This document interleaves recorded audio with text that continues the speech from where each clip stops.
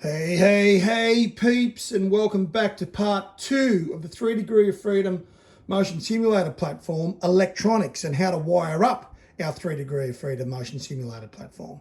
Big thumbs up to everybody who has been subscribing. Much appreciate you guys. Any newcomers to the channel, I just encourage you guys, as always, please hit that subscribe button. Please hit that like button. Help the doctor who's on his journey to help you. First, we're going to talk about our motor controllers, the IBT-2 Double Bridge motor controllers. We're going to talk about what to look out for these guys, because if you're going to copy this wiring, then you're going to be using these guys, okay? Because the Arduino code that is in the Arduino is for these drivers. Now, you could source different drivers, absolutely no doubts about that. I just don't know how it will work with the Arduino code that is specifically written for these IBT-2 motor controllers. Here I am fiddling with stuff again when I'm talking. I just can't help it, but you guys are cool with this because you're used to it now if you've been watching my videos. Okay, so back to what we're talking about. So with our IBT-2s, first thing you need to do, guys, when these turn up, as I mentioned before, they're a pretty cheap controller. They can be sourced as cheap as $12 AUD in Australia, but you need to do a couple of things. First thing you'll need to do is take that heatsink off the bottom, and you need to check where these chips are soldered on, okay? Here's our controller chips here, okay? They're soldered on the board from the back here. Now, often what can happen is you can see where the solder sort of comes through. Sorry, this has already had thermal paste on it, so it's a little bit hard to see, but sometimes where they've soldered these chips on here, the solder can actually protrude through and it can actually contact the heatsink. And if it happens with both chips, then what you'll do is you'll short your IBT-2 before you've even started. So you really need to take that off because we need to thermal paste these anyway, okay, to get the most efficiency out of our heat sinks. The heat sinks are put on these boards without any thermal paste. So get yourself some good thermal paste, little dab on both of those before you put your heat sink back on after you've checked it. Then you're going to put your heat sink back on. Now, the other thing I also recommended is because the doctors had a couple of these turn up from Fleabay and they were faulty from the get-go, I salvaged the heat sinks off the faulty IBT-2s. So what I now do is I now also put a heat sink on the top of the IBT-2. So I sandwich them, okay? I sandwich the heat sinks together, top and bottom. Now, to do that, you've just got to do a very simple modification. You need to get the fins on the surplus heatsink, and you need to get a punch or something that's wider than the fins are set, and you need to expand the fins, okay? So you've got room to put a longer screw because you need to get a longer bolt between this heatsink and the bottom heatsink. So what we also need to do is we also need to drill out the heatsink that's going to sit on the top. We need to drill those holes out a little bit wider. They're actually drilled out with a 5mm drill bit. You will use an M3 bolt that is 20 millimeters in length. You leave the original heatsink that was on the bottom, you leave the threads in that because those threads are the same as these 20mm M3s. But you need the longer bolt because it's got to go through the top. What will happen is the IBT-2 will go back on its native heatsink, then your salvaged heatsink will go on top, and then these M3 20mm in length bolts will go through your modified heat sinks. If the doctor can get this one in the hole, there we go. And then you'll put that through into the other heatsink thread, and then you'll basically do them up so then you can sandwich those two heat sinks together onto the IBT-2 board, making sure that you put a little bit of thermal paste on the top of the chips as well as the bottom of the chips for both heat sinks. Now, what I found that has done is it has definitely kept the IBTs cooler. That is what you need to consider with your IBT-2 motor controllers. I would definitely, for longevity, do this basic modification on them, even if it means that you end up buying an extra 3 IBT-2s, and it's not a bad idea to have a couple of spare ones anyway. In fact, it's a very good idea, but I would buy 3 additional IBT-2s, so 6 in total, so then you can get the heat sinks off the 3 spares and use them with the 3 that will be actually used on your circuit board for controlling the 3 Degree of Freedom motion platform. There's that ADHD kicking in once again, or the OCD. I don't know what it is. Maybe it's just that I'm basically just tarded. And that's okay, I accept that. I am who I am, it is what it is. Right, so this is what we're going to start with, and that's what you need to get sorted out first and foremost. Let's talk about how we need to set all of this sort of stuff up. So, the doctor obviously has a specific housing for his electronics, okay? And it's in a box, okay? It's in an old metal server box. So not everyone's going to have one of these. This was just a random thing that I found. It was in like one of those recycling centres. There was a metal box that had been a server for something. It had some electronics in it. I just gutted it and used it. You're not going to have what the doctor has, but the long and the short of it is you need a nice platform to set all of this stuff on. You need to sort of consider what you're going to use to house your IBT-2s, to house your Arduino Uno R3, and of course to house your power supplies. So I'm going to give you the dimensions of the doctor's box, because you may be able to just knock something up yourself, either out of timber or out of metal, or you may be able to look around and find something that's going to suit. So I can give you the dimensions of the box that I'm using, or what you guys could possibly use to set up your electronics for your rig. Okay guys, so this is obviously going to be very subjective and come down to what you can find or what you're willing to build. And to do that, you're going to have to undertake your own path in how to learn how to do that. I was very fortunate in finding this metal server box, as I'm saying, like from a surplus recycling place. But this box is 325 millimeters in length. It is 205 millimeters in width, and it is 195 millimeters in depth. Now, as I say, mine is all set up, so then basically once everything's wired up, the lid just closes in. It closes in on itself, and then the fan does its job, pulling air through to evac any warm air. And then it's a nice neat box without any of the critical components sticking out where someone can damage them, etc. Okay, so that's the idea behind this box. Obviously, it houses the 3 power supplies that I have. They're standard power supplies. These power supplies are 350 watt power supplies. They're 210 millimeters in length, okay, and they are 50 millimeters in width, okay, each one. And they basically have a little bit of a space between them as well to fit in. And there's quite a bit of space here as well for where the fan is. So, you know, you could do a smaller box even than what I've got. This is just how it works. You do need some space in between your power supplies if they're going to go in a box, because these power supplies all have their own fan. So they can't be squashed together, otherwise it's a waste having those fans. You're going to risk your power supplies getting hotter. You need to basically have some air gaps for your power supplies.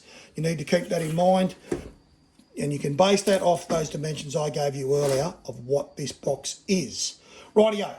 With that out of the way, guys, I'm going to set my electrical components, my Arduino and my IBT-2s, my little hard solder breadboard. That's going to be all set up on a little piece of ply that will sit on top of this lid. So I would recommend, whatever you do, to set your components up either on some, this is just 5mm ply, or some laminate, plastic, or something like that. Okay, guys, so once you've decided the carrying system for your electronics, i.e. what you're going to house your electronics in, you need to consider how you're going to mount them.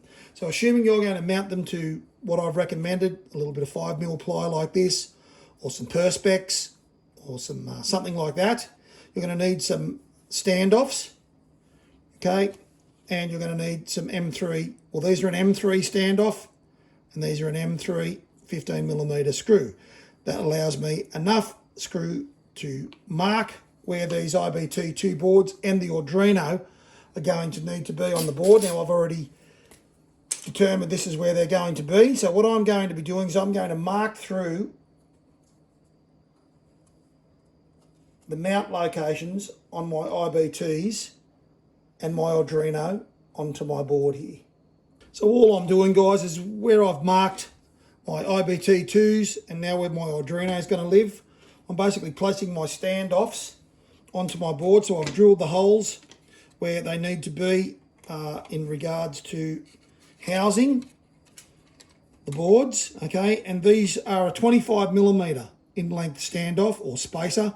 You'll need that to clear the heatsink on the IBT-2s. It won't matter on the Arduino, but I've got them all the same size, so it's all consistent. So I'm just putting the 15mm screw through where I've marked the board locations, and then you just screw your little standoffs onto your board like that. Okay, it's pretty simple.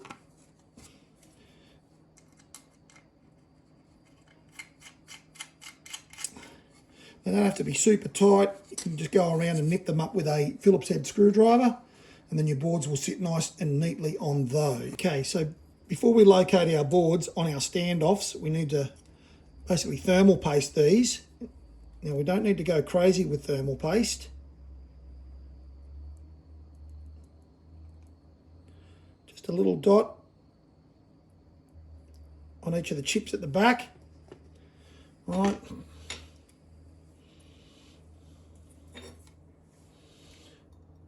This is the bit that's a little bit tricky with the sandwiching. So we've got to place that guy on there. We'll just put a little bit of thermal paste on the top of the chips. Like that.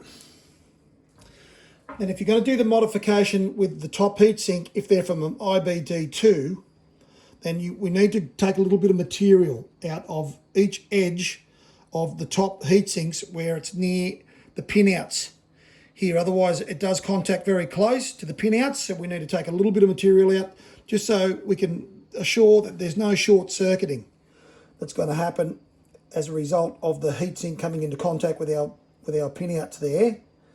Okay, so I just line that heatsink up with the holes in the underside heatsink. Okay, you just drop your screws in.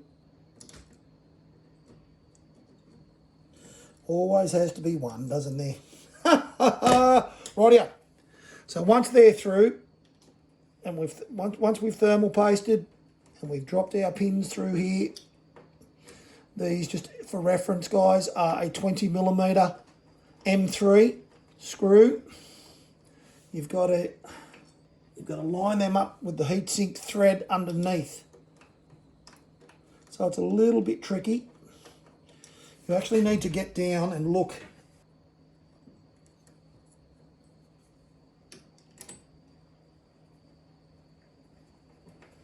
That's it. That's it.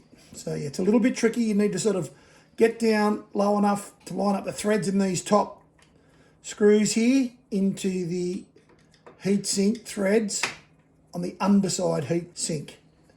It's not too bad. You just got to sort of use a bit of common sense.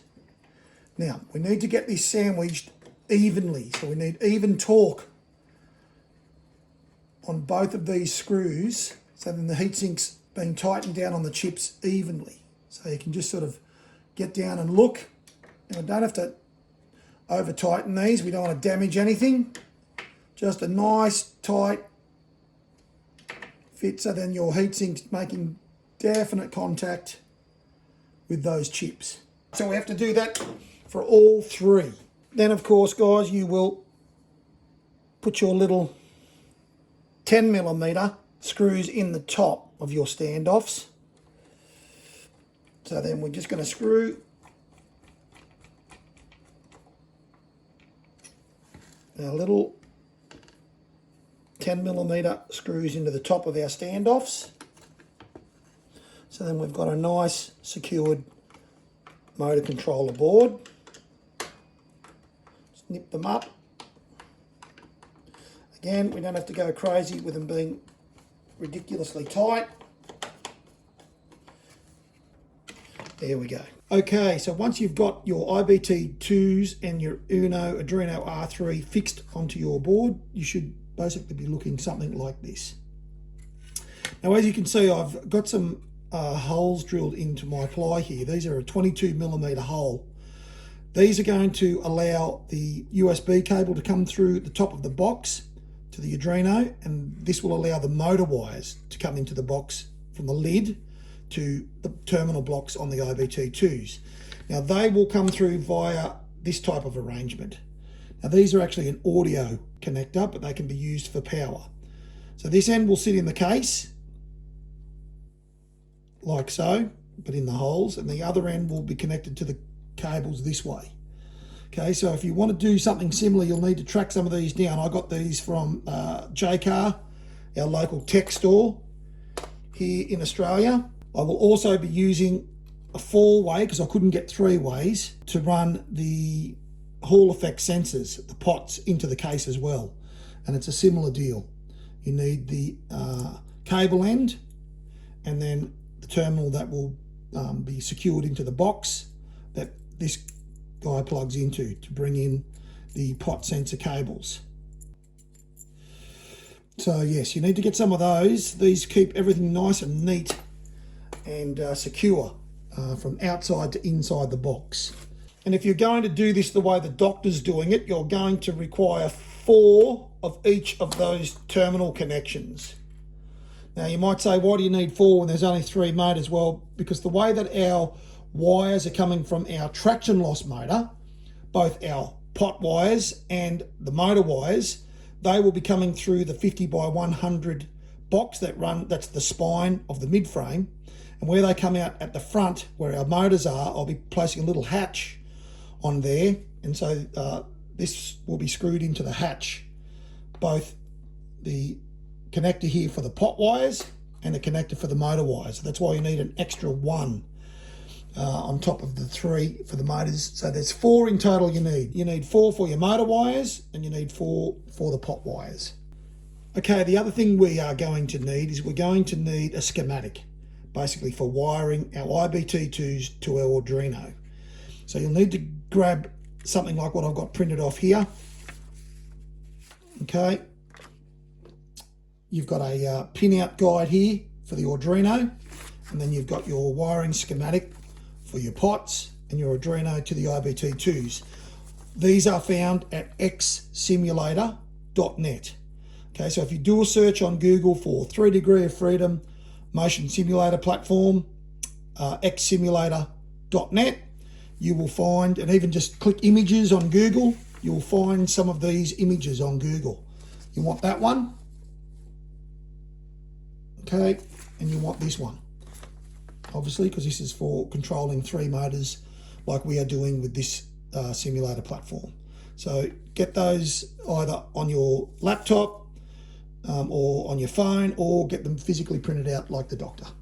Okay, peeps, we are at the wiring of the power supplies. Now, like with the emergency cutoff switch, the doctor is not going to show you how to wire your power supplies, okay? You need to check all the codes for where you live as far as wiring goes, and what your colors are on your 240, 220 or 120, whatever it is. If you're in America or Europe or Australia, you need to check that for yourself to wire your power supply. I'm not going to show you how to do that because the doctor is not going to be responsible for someone ending up a pile of ash.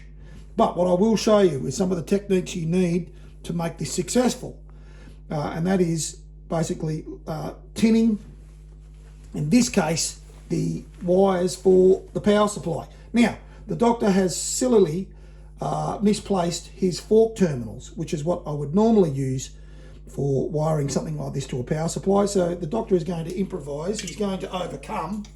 What I've done is I've just allowed enough wire, so if you don't have any forks, okay, fork terminals, which are normally used for power supplies and these sort of screw terminals, you can just cut and strip enough wire on your wire and make a loop, and I'm going to tin that loop to make it nice and rigid.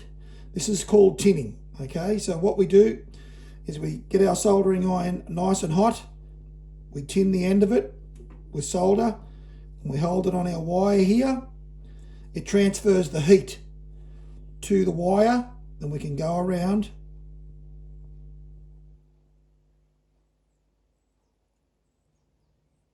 and we can tin our wire.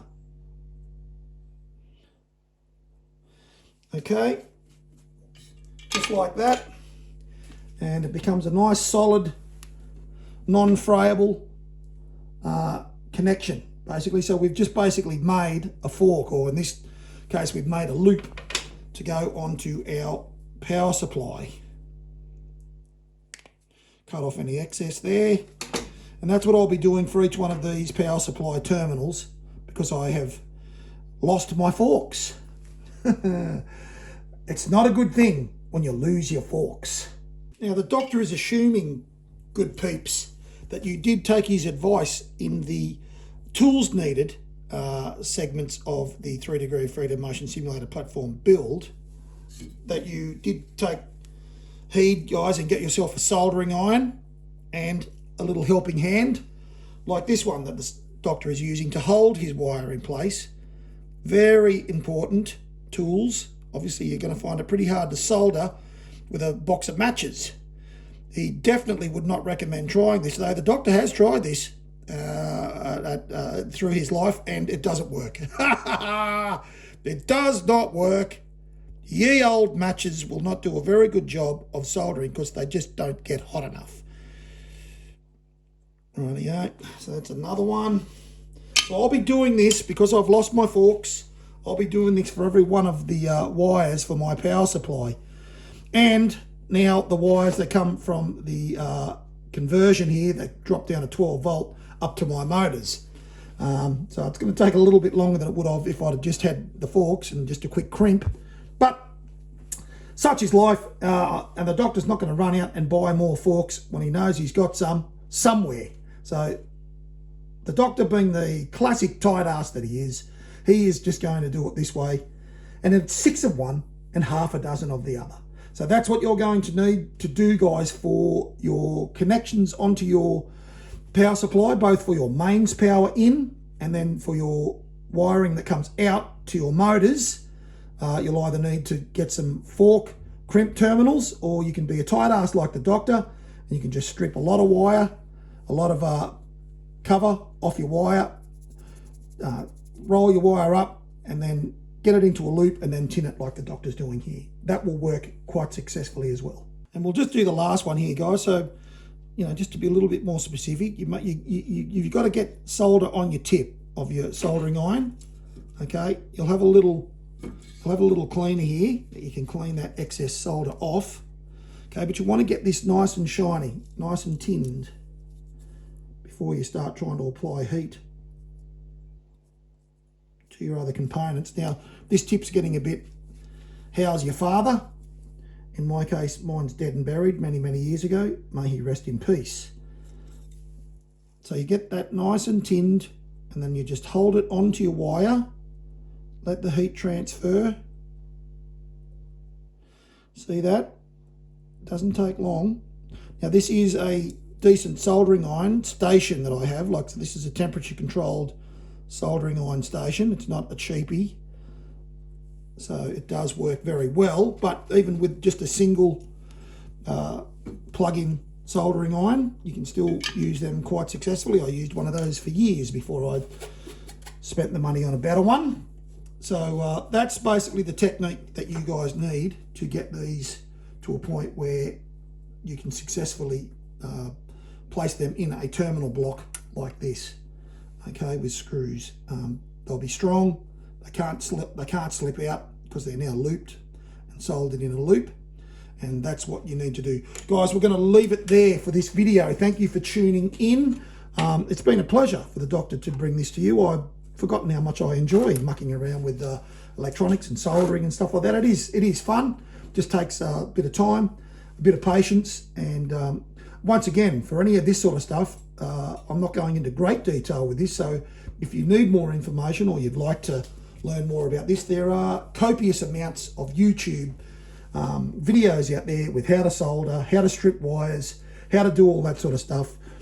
I did mention these guys in the tools needed video. A pair of those are excellent for stripping wires. They're quick, they're clean. A little bit of good gear to do some of this stuff will make your life easy. You can strip wire with razor blades. You can strip wire with your bloody teeth if you want to do it, but it's really up to you. Some of these tools can be found pretty cheap on Fleabay, and it does make things a bit quicker, a little bit less frustrating. You don't end up cutting wires instead of just your covers and your plastic. So anyway, guys, we're going to leave it there, and thank you all for tuning in. You know what the doctor says: stay safe, Stay healthy and take it easy out there.